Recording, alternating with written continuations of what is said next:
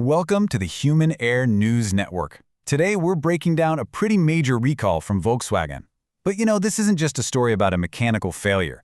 It's really about a single mistake and what that mistake tells us about a much, much bigger issue. It all starts with this number right here, 48,165. That's a lot, and that's exactly how many brand new Volkswagen Jettas are being recalled all across North America. And get this, these aren't old cars we're talking about, these are the latest models rolling off the line. And the reason for this recall? Well, it's about as serious as it gets. This isn't some glitchy radio or a minor software bug. The National Highway Traffic Safety Administration, the NHTSA, put it in no uncertain terms. The vehicles could literally catch on fire. The stakes here are incredibly high. So, to be super specific, Volkswagen has issued a recall for its 2025 and 2026 model year Jettas, and the cause is a really dangerous defect in the electrical system that was apparently there from the moment these cars were built. Okay, so let's really dig into this. How in the world does a brand new car end up with a fire risk? To get that, we've got to look at the anatomy of this failure piece by piece. So, the heart of the problem is something called an open electrical circuit. Now, think back to science class. Normally, electricity flows in a nice, safe, complete loop.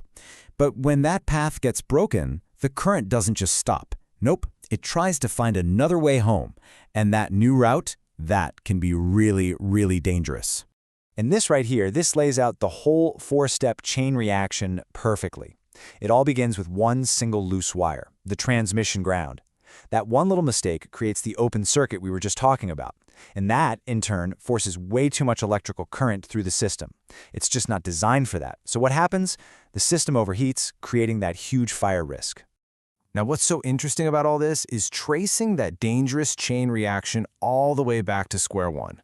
What was that one initial slip-up that kicked this whole thing off?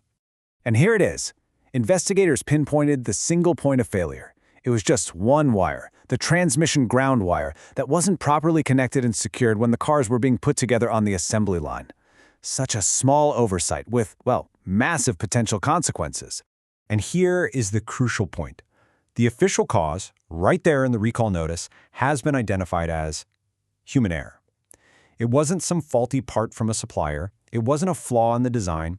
It was a mistake that was made by a person during the assembly process. Okay, before we dive deeper into that whole idea of human error, let's pause and quickly cover the essential info for anyone who might actually be affected by this recall. This timeline lays it all out pretty clearly. The Jettas we're talking about were built between March of 2025 and February of 2026. The official recall went out on March 17th, and owners should expect to see a notification letter showing up in their mailboxes by May 8th. Now, if you do own a Jetta from one of those years, you don't have to just sit around waiting for that letter. You can go check your car's VIN on the NHTSA website right now or just call Volkswagen directly. And here's the most important part. The dealer will inspect and fix that ground wire for you completely free of charge. All right, let's get back to the bigger story here, because this is where it gets so much more interesting than just a car recall. Once a problem gets that label, human error, we're faced with a really critical choice. So what happens next? Well, we really have a choice between two totally different ways of thinking. On one hand, you've got the blame frame. That's all about finding the person responsible, pointing the finger, and usually the investigation just stops right there. It creates a culture of fear. But on the other hand, you have the learning frame. This approach sees the error as a symptom, a sign of a weakness in the system itself. So it doesn't end the conversation, it starts a brand new one, and that's how you get real improvement. And this is really the heart of the matter. It's such a powerful idea. See, blaming a person gives you a simple, easy answer, but it stops you from looking any deeper at the processes, the training, the environment that made the mistake possible. If you really want to learn, you have to set the blame aside. Which leaves us with this final, provocative thought. It completely flips the script. Instead of asking who messed up, it forces us to ask what in our system allowed this to happen.